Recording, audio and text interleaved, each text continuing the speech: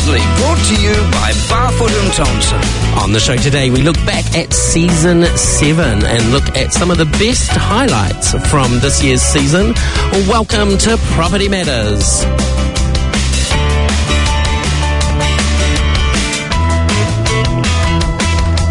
Welcome along to our final Monday for 2025. Hope you've got your Christmas shopping all sorted. If you're listening live here on Planet FM 104.6, thank you so much. And if you've downloaded our podcasts, we appreciate you. And remember, over the Christmas period, you can download all our past episodes from all your favourite podcast sites like Spotify, Apple and Samsung Podcasts, iHeartRadio, and they are up on YouTube. And we love your comments and feedback, so thank you for sending that in. Keep it coming. Now, a little bit different this week. We thought we'd just look back at some of the highlights from Season 7, and I asked an Auckland University student, Steven Zheng, to have the task of listening to the season and choosing what he thought were the best bits. And there's a link to this because of what he's studying. Welcome to Property Matters, Steven. Thanks for having me. It's great to have you here. What are you studying at Auckland Uni? I'm currently doing a Bachelor of Property degree. I just finished my second year, going on to my third and last. Third and last year, Bachelor of Property. Okay, so I gave you the task of listening to the entire season. First of all, apologies. You had to listen to my voice for hours and hours. We will arrange counselling for you after the show. But in the meantime, what were the bits that stood out for you as a uni student? Why did you pick these ones we're going to play today? I think I picked these ones because those are the ones that stood out to me the most. It kind of offers like a different perspective on the topic they were talking about. Okay. And I think it kind of gives a different type of learning experience for me outside of being in a classroom or a lecture theatre. Great. Do uni students listen to podcasts much these days? Yes, we actually do. Yeah? A lot of my friends listen to a lot of podcasts, actually, surprisingly. And, you know, me, myself, obviously Property Matters is a must. Good plug.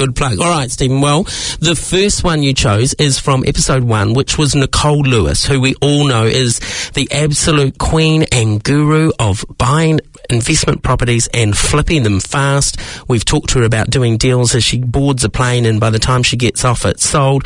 This particular one Stephen chose talks a little bit about flipping houses and what needs to be considered and what needs to be looked out for. Now, you talk about flipping properties because it's something we hear a lot about with investors and things, but there's so many rules and regulations around that. Is this something that you do? And if so, how do you do it safely? Yeah, good question. Look, I think flipping properties, which is what I call quadrant 3, the active income, you know, when you are going to buy property, inherently we run out of money. And, you know, property is a big ticket item, so it might be like, oh, we need $100,000. So flipping a property is a really good way to make something like that. Now, here's your keys. The flipping's all about the numbers. So you really need to be very careful with doing your numbers. You need to know what the property's going to sell for after it's done up. Mm-hmm. You need to know what your do-up costs are and your turnaround time. And then you need to buy it with some margin in it. And the best person to rely on to do the research is yourself. You know, real estate agents are one part of the puzzle, but at the end of the day, they get paid via commission. So they'll tell you what you want to hear. So you need to make sure you do those numbers yourself. Or, you know, a property coach or an experienced property investor, you know, can help you. And then you need to buy it well.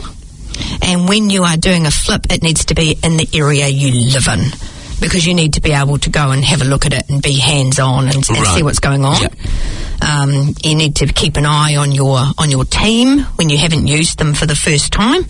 So, you know, you do need to do something that close to where you live. As far as affordability is concerned, look, you can get asset lending for things like that. When I started out, I didn't even know what asset lending was. So explain that to our listeners. So asset lending is basically where you go to a lender and you say, hey, I've got a project, and they say, oh, great, here's 70% of the money. So they don't need to see your financials. You don't go through a loan application and all of that stuff. They'll have a look at the project. They'll usually physically go out and have a look at the actual house, and they'll go, yep, we can see how your numbers are going to work. Here's the money. Okay, so it's more expensive than the bank. So usually they're about 8%, and you have a fee, 2% fee.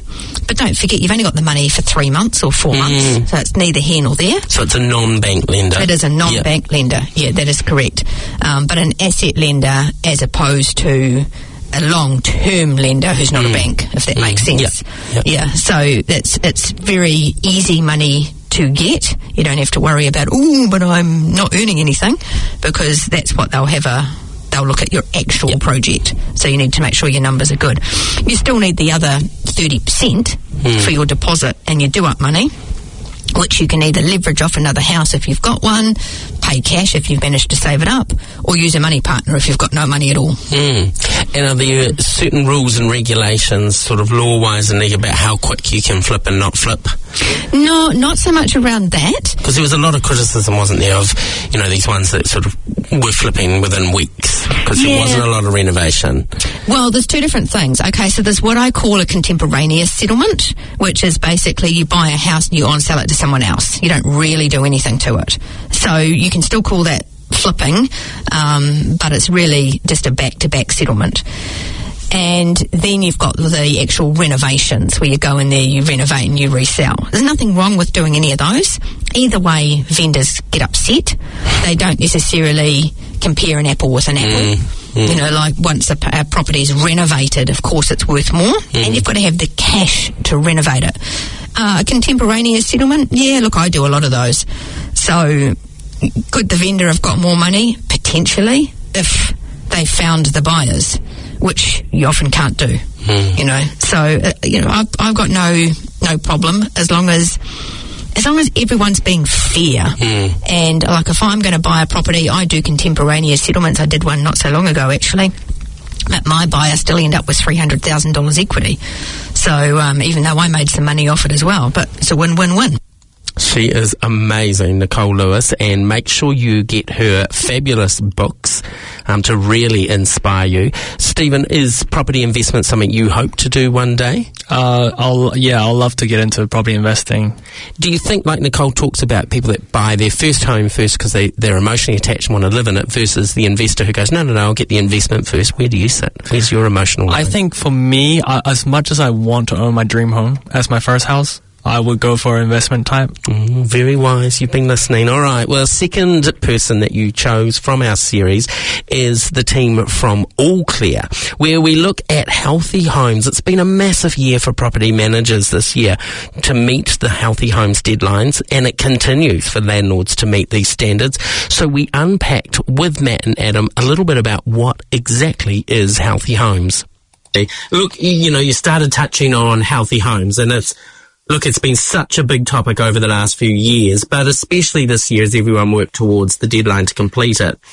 Firstly, for brand new investors listening into this show, can you just give us a synopsis? What is healthy homes in a nutshell? And if they are looking to purchase a property, what advice would you give them to think about if this is going to be an investment property? Great question. So, the first question I'd be asking if I was an investor is, I'd be looking at the compliance status of that property. And obviously that's going to be a different conversation depending on whether it's a more modern, recently constructed property versus something that might be 30 years old, for example. I still think that the majority of housing stock in the rental space is older. Obviously we're seeing that percentage change slowly over time, but I think the older the property, the conversation is slightly different. Certainly if I was an investor looking to add properties into my portfolio, I would be very closely looking at that compliance achievement that property has. I'd be looking to ensure that whoever did an assessment on it is competent, that they have the report is of a very professional, high standard, and I would be thoroughly understanding all of the information in that report when I'm considering adding that into my portfolio. That would be the first thing I would be considering. If we go back a step, healthy home, what is it? Is a legal requirement now after 1 July this year, 2025? Yeah. You need to be attesting that the property meets all the elements of healthy homes. And what are those elements? So there's 5 elements: heating, ventilation, draft stopping, moisture ingress, and drainage. And they comprise, really from I guess a compliance standpoint, they are some of the most important aspects of homes in terms of their compliance view. The good news is that the majority of properties that we see that have been well managed, well maintained, are largely compliant. That is the good news. We certainly see some gaps with properties that haven't perhaps been well managed and well maintained over the years.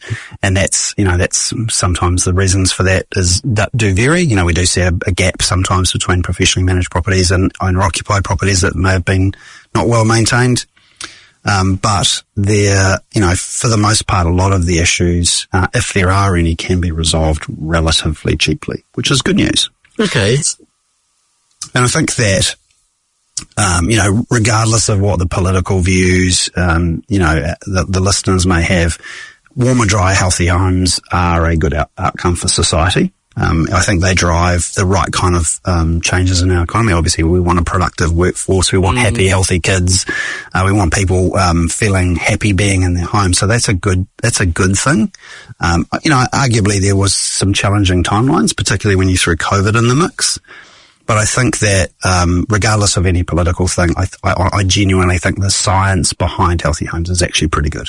And properties ebb and flow out of the management pool nationally of managed properties. So, these properties end up being owner occupied in time as well, which can only but benefit greater society. Absolutely. How have you seen as a nation, have we done in the property management space or private landlords? You're one of the biggest providers. Are you seeing that actually we've nailed this really well?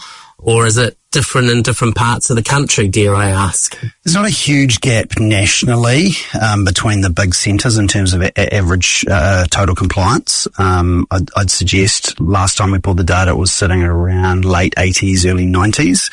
The issue that we have sometimes is some clients don't tell us when they've made the remedial changes. So we can't actually report on when that property becomes compliant. So that does. So we provide free report updates, and like a VTNZ station, we just do assessments. So we don't quote for any remedial work on any of the healthy homes elements, and we rely on both private landlords or property managers updating us with, here's the information for the work we've had done. Give us a free report update. Right. Yeah. So sometimes they don't. So where the data sometimes doesn't reflect that remedial update as if they've had the work done but haven't told us. Yeah. But I would suggest the national average is around about 90%. I'd suggest the majority of our professional clients have done a pretty good job. I'd suggest that the issues probably more sit on the DIY owner side of the fence. And your company goes in and will work with a private landlord. Doesn't have to be a property manager. It's not our core business. Yeah. But you are. Because there's an education element there, Stephen, which we just don't need to educate property managers on the benefits of healthy homes. Property managers tend to not be as emotionally attached to the property, so don't take it as a personal slight when we fail an element. Yeah. That's the challenge we're sharing sometimes for the accidental private landlord. Are you finding that new builds are meeting the code of healthy homes, or is there still a little bit like, I've heard of a few reports of landlords saying, but hang on, I only brought this in the last 12 months. It's a brand new build. What do you mean it's not up to code?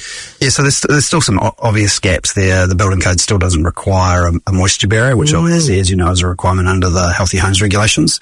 And there is an argument there that people sort of say, I don't see the benefit of a moisture barrier. That may be true for many properties, but the reality is it's a relatively inexpensive addition to a property. I do think they have a very valid point when they say it's not part of the building code. It's just been built. It was built for investment and now it spends all this money. Yeah. I specifically built this property and acquired this property for rental. It's built to code. It's got COC, but now it's in the RTA world. It needs it needs a moisture barrier. I get that. I understand that completely. And our only message there is hopefully the team in Wellington at the relevant ministry can figure that out. But the good news is most of the changes that are required in these properties are relatively inexpensive. The most expensive thing typically is a heating appliance. And from our data, the average heating requirement is about 5.7 kilowatts, and you're looking sort of $3,000 to $3,500. Right. And I say for modern builds, that's a standard, that's an expectation. You don't buy a modern townhouse and not see a heat pump. So you're already ticking those main. And I guess if you're getting a new build done, being really clear with that development company that I am going to use this as an investment, so I want it up to Healthy Home standard from the start. Always great discussion with the salesperson. Yeah. Plans. Yeah, if I could probably say there were three relatively common issues with newer builds. One would be the moisture barrier. Two would be an undersized or incorrectly located heat pump. And the third thing is usually relating to very minor issues around draft stopping. Okay. Fantastic. And thanks, All Clear, for coming on and supporting the show. So full of knowledge. Now, on Property Matters, we don't always just talk about investment. We like to mix it up. And I like to bring on inspiring guests that have a good leadership story. Now, Calvin Davis has to be up there as one of the most inspiring guests and beautiful storytellers that we've had on the show in the 4.5 years that we've been doing Property Matters. Calvin was in the Vietnam War, as a medic at the age of just 20, dealing with things that you and I probably just can't even imagine having to deal with, let alone at 20. He then went on to a career in the Navy before setting up his major plastics company that ran nationwide. He had so many stories to tell us. Here is one that Stephen picked out about being caught in an ambush. It was a funny situation, but perhaps my worst situation was I got caught in an ambush. And I was with 3 Americans returning home late at night on anniversary day, and we're all hit in the first 3 seconds. We saw these people emerge out of the shadows just on dusk when we were driving, and we should have been back in camp, and we're hit with a hail of gunfire, and we're all wounded. The Jeep took about 28 bullets. I got shot in the chest. And so we're only saved in those split seconds by 2 American tanks that saw my Jeep swerving. And I had difficulty trying to control it, having been shot, and basically felt like being hit with a baseball bat. And it just laid me flat in the seat, and my head hanging out the side because the Jeep had no doors. It was just sort of careering all across the road. So that was probably the worst situation. Wow. You know, your life flashed before your eyes when that happened. What did your family say when you come back and tell stories like that? Well, one of the reasons I wrote the book was because there's many things in the book. You know, it's called 9 Lives of a Soldier and Sailor. And if I was a cat, I would have used up 4 of those lives. Okay. And they're described in detail in the book, and my family didn't know. Yeah. They knew I'd been wounded because they got a telegram. But my girlfriend at the time, who was also ex-Navy, she was in England on an OE. And so I hadn't told her, but she found out through my parents. So there's a lot of life and death situations in the book that I experienced, not only in Vietnam but through my commercial diving career, where the family didn't know until I'd written the book. Yeah. And there was a lot of questions. I bet. And what a beautiful memoir for them to keep, and for grandchildren and great-grandchildren to keep. Yeah. When you look at modern medical practices today versus the tools and equipment you had to deal with, do you look back with pride on how much you managed to achieve and the lives that you saved, or does it kind of anger or annoy you how ill-equipped we were back then? No, I think as a young person, I don't regret my time in Vietnam, though there was a lot of anti-war protest at the time for what we were doing. But just to give the listeners an idea, the first day I walked into the so-called operating theatre, which is the size of a kitchen, and for the operating table we had a kitchen table, and we had a total of 28 instruments, which included a carpenter's saw for amputations. That's all we had. And the most operations we ever did in one day while I was there, we did 22 operations. Wow. You know, that's from amputations, abdominal surgery, all sorts of injuries. And what did anaesthetic look like back then? Anaesthetic was very basic. We had the old-fashioned, what they called the Schimmelbusch mask, which went out of date in 1956, and we were using it in 1968, which is basically a metal frame that fitted over your mouth and nose with a gauze cloth, and you dripped chloroform or ether onto the mask, and that's what we use. Wow. And if anybody's got memories of having that type of anaesthetic in the early childhood, then you can remember the struggles as you gagged and choked. And so that's what we used, you know. Wow. That was our basic anaesthetic. Yeah. So when it comes to writing these stories in your book, you know, what were kind of the rules, I guess, for yourself? What went in the book and what didn't? Because I imagine there's a lot of emotions tied up with that early time in your life. Everything's in the book. Nice. I had a well-known author, Ruth Shaw. Many listeners will know her from her very popular books in the wee bookshops, and she's down in Manor Road. She's a friend of mine, and every question when she pushed me to finish the book was, is it in the book? And so everything's in there. There's no holds barred. All my emotions, what I felt at the different times. And my biggest emotional thing, which comes out in the book, was that when I was staying with the Americans, I was only with them for 6 months till I was wounded and pulled out. But in that time, out of 200 American soldiers, 40 were killed. Mm-hmm. And being the only Kiwi in the camp, they all knew me. I didn't know all of them, but those 40 people I knew. Mm-hmm. And so that was always sad, because we'd have a memorial service 2 or 3 days later where they put the rifle and bayonet in the sand and the helmet on top with their boots, and the padre or the commanding officer would read a few words, and that was it. But one of the biggest things, and I write about that in the book, is knowing that my friends had been killed, and I knew their parents hadn't been told. Yeah. And you look at the movies about Vietnam and the military arriving at their door in some little rural town or a city, knocking on the door with a flag and a telegram. And I'd sit there at night by myself thinking that his poor parents, you know, tomorrow or the next day, they're going to know something that I know. And I felt a lot of guilt about that. As a 22-year-old, it probably caused post-traumatic stress in later life. You know, so those are some of the things, you know. Yeah, thank you for your honesty. Are there people from that time that you still stay in touch with today? Yes, there's not many of us left now. No. Because they're all...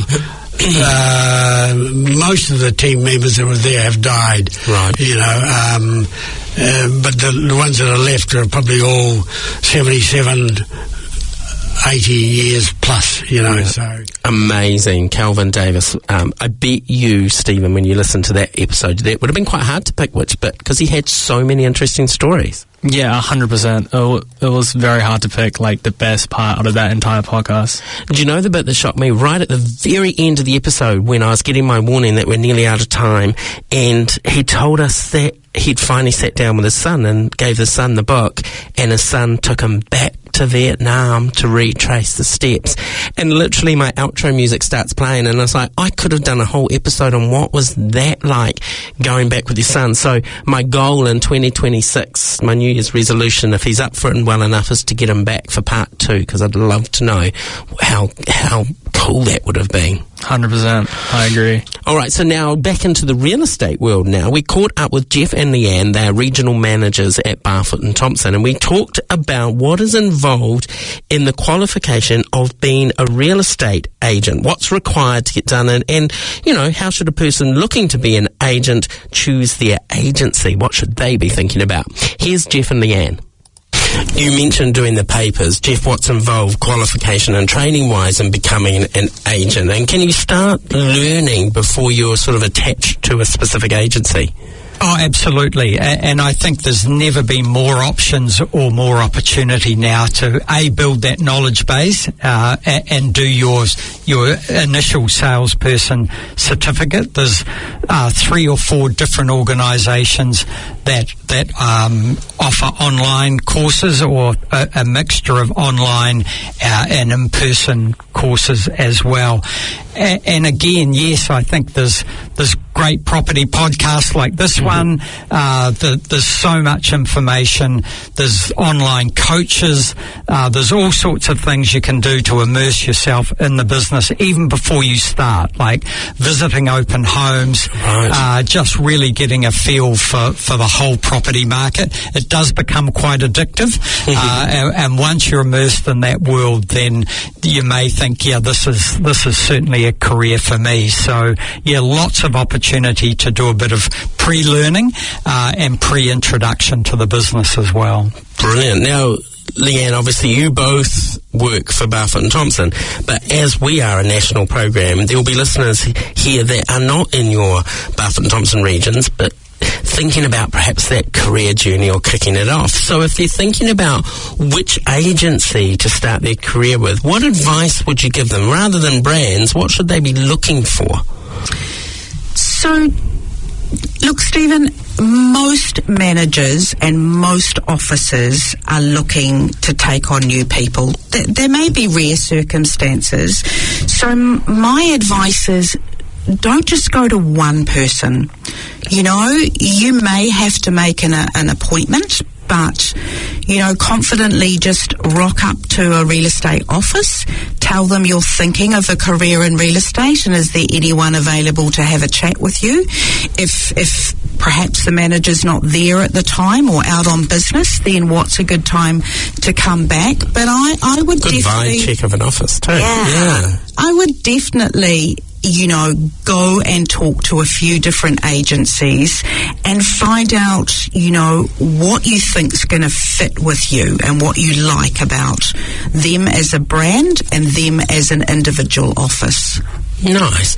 Now, from a branch perspective, is it vital to stay with one company and build your brand, or are there moments in your career that a change is okay? Because I'm conscious both of you had different brands named at the start of your sort of breakdown. Jeff, what's your advice for someone trying to build their brand?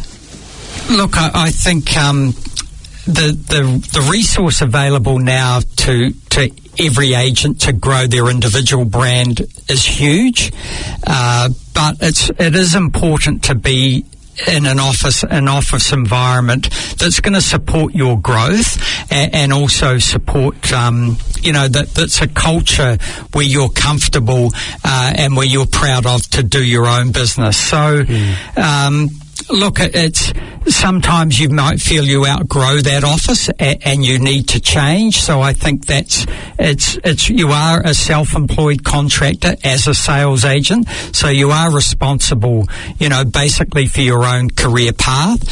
So that's why I think it's really good initially, as Leanne was saying, to check out a few different offices, just check in with those managers and say, hey, this is what I've got in mind for my career, because some people have different reasons for coming into the industry. Some people, it's hard charging growth, and they really want to be a multi-millionaire real estate agent. Other people are happy to manage it a little bit more of a lifestyle. They may have a young family, so they need to sort of juggle a few other things as well. So I think important when you're making that decision about a branch that the manager and the organisation knows what your goals are in the business, so it fits with them, but also for you that am I going to get the support here? Are they going to push me, or am I sort of going to be left on my own? So that help and guidance, particularly in that initial period, is really, really important. If you get that right, then you may, as with Barfoot and Thompson, people end up staying for 20 plus years because that growth and that lifestyle is supported. All right, Jeff, I'm going to put you on the spot now. So someone has just finished their training. They started in a company somewhere in New Zealand. What are your top tips for their first 6 months towards success? Well, again, I think you've just get into that office. Really, my encouragement is to be in the office. I think a lot of people now do work remotely, and if you're an established operator, then you can get away with that a little bit more. But I think initially, get into that real estate office, just offer to do the open homes, make sure you go out on caravan, just be a willingness to take care of those open home buyer lists and follow them up. Do the door knocking, do the basics. There's a big emphasis on digital connections and AI, but I think the best place to start your real estate is very much in the analog space. Knock on those doors, pick up the phone, talk to people, make those connections is going to be your best start in the business, no matter where you are. If I just added to that, and I'm going to take one sentence and step backwards, although it sounded like Jeff and I moved around a lot of those branches were owned by the same people. Right. So it was within that company. It was within the same company. So I do believe, at least in your first period, you need to try and settle in one place. However, I think in your first year, if you're not getting enough help and support, then you definitely need to be finding who's going to give you that help and support. So you may need to move quickly in your first year. And for listeners, caravan is not going on holiday with your salespeople, but travelling around and checking out the properties, isn't it? A bit of jargon. As a team. Brilliant. Thank you, Jeff and Leanne, and great insights into coming into the real estate world. Now, just recently we caught up with Nefe Tiari from Opes Partners and talked a little bit about some advice for first home buyers. So let's focus on first-time investors. What sort of tips and tricks do you have for them to get on the ladder?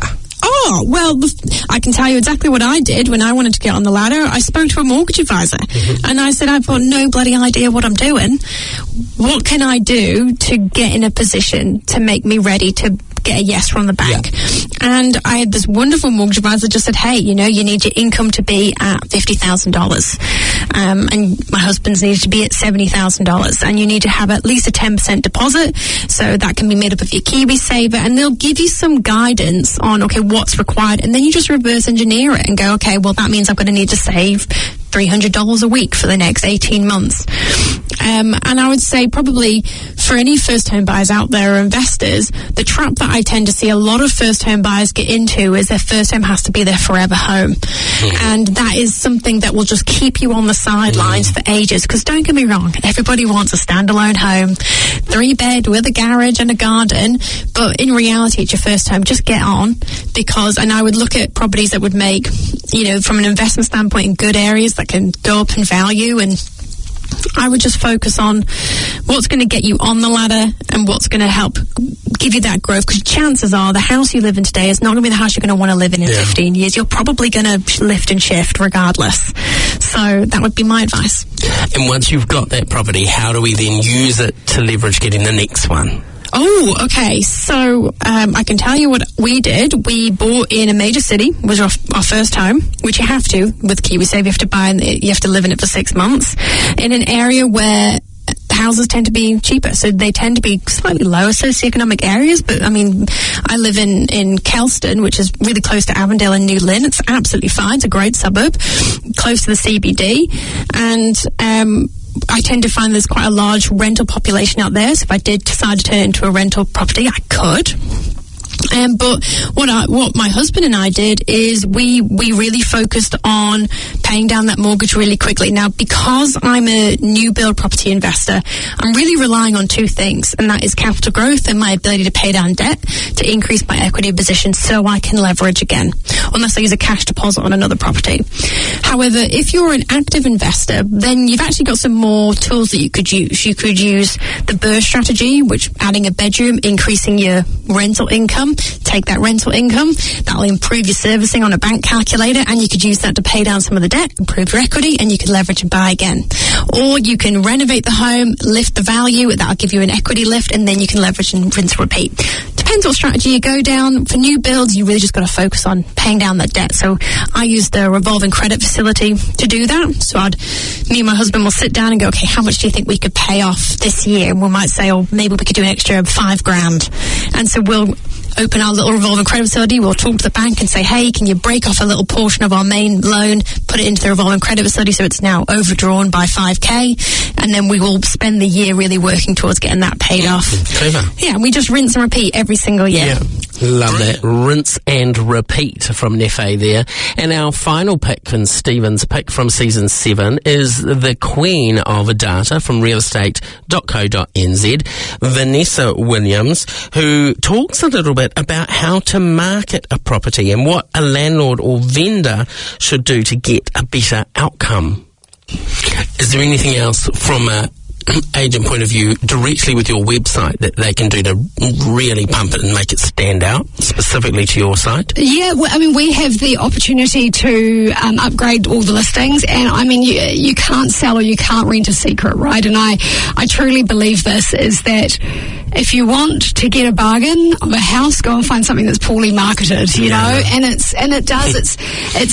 spend so much time, energy and effort on these beautiful homes, and then we're arguing about spending $5,000 or $7,000, and it's like, really? You want to, you know, the average asking price in New Zealand is $850,000, and you're really going to argue with your real estate agent about a $5,000 marketing schedule. The other thing I would say is, if you've got a rental property, this is your investment. This is your business. Take the time and invest in some really nice photos. Think about making your home stand out. When there's a glut of properties on the market now, and I get embarrassed for the rental section of our site, and I go, why are we not pushing harder for our investors to go, this is your business? We need to, I'm not saying that every time, but, you know, sure, and work with there'll be a photographer in your office that can go, look, if you're doing one, can I get a rental property done at the same time? I'll go halves with my investor because I want to look like the property manager that is really doing my investors justice of their properties. So I really, really encourage, if you're a property manager out there, think about it more so than, oh, well, I can just do it with my iPhone and I'll just turn the lights on inside. There is so much more to be done. These are people's businesses, and they're entrusting you with their investments, right? And you want to attract tenants that you want to stay in there. People are going to, higher quality tenants are going to be attracted to those high quality images that they're willing to pay a bit more for if they know they're getting a really good home. So I just think, you know, do yourself a favour and think about, you are the expert. We're trusting you, whether you're a sales agent, a property management, a commercial leasing, selling, business selling. You know, really, you can't sell a secret and do it well. That's your brand. That listing is your brand. If you go on today, look on realestate.co.nz, look at all your listings and go, would I be proud that that's my brand? Yeah. Oh, I love your passion. My marketing team will tell me off because they've just told me that we need to have these sessions live streamed and videoed, and I didn't set it up in time, because if they had caught that answer on camera, they would have been gold moments, Stephen. So sorry, Olivia, you can tell me off tomorrow. Brilliant. So cool. Thank you, Vanessa, for always supporting us and sending us all the data along the way to keep us informed. Thank you, Stephen, for piecing all those bits together. Of course, it was my pleasure. I hope it wasn't too traumatic listening to my voice. Oh no, it was very enjoyable. Now, I just want to wrap this season and say a few thank yous. Thank you, Stephen, for organising tonight's show. Massive thank you to Barfoot and Thompson for being our sponsors, but also the marketing team there for pushing things out. Done By is a wonderful marketing company we also use, and Olivia and the team make sure that you get all our little snippets all week from our fabulous guests. I want to thank all our guests that have come on board at any point in season 6 or 7 this year. We love having you on board, and we appreciate you giving up your time. But most of all, you, our listeners, thank you for tuning in either live here on Planet FM 104.6 or from downloading any of our podcasts. To the team here at Planet FM, thanks for looking after us every Monday and making sure that everything runs so smoothly. We are going to take a Christmas break, and we're going to be back the first week of February next year, and we've already got a sensational lineup of guests for February, including some international speakers that we're going to chat with. If you've got something you'd like us to talk about or to answer, or perhaps you're listening and would love to come on the show, email us at propertymatters@barfoot.co.nz. Now, Stephen, we're approaching Christmas, and I happen to know you're about to jump on a plane for Christmas and disappear. Where are you off to? I am going back to visit my family back in Beijing, China. Now, if I've got my countries right, it's going to be a bit cold over there. You're leaving a Kiwi summer. Oh, yeah. I am going to be in a very cold city, and hopefully it's going to be snowy for Christmas as well. What are you looking forward to most in your trip? Oh, definitely the skiing. You know, I've been skiing my whole life, so love that. Skiing, how cool. Yeah, definitely no skiing here in summer. Oh, definitely not. And then it's back for year 3 at Auckland Uni. Of course. Well, thank you so much for coming on tonight and being part of our best bits for season 7. Thank you. Safe travels to China. Thanks everyone for listening, and if you're travelling home, drive safe. Have a fantastic and very Merry Christmas. We'll catch you in 2026 in the first week of February. Take care.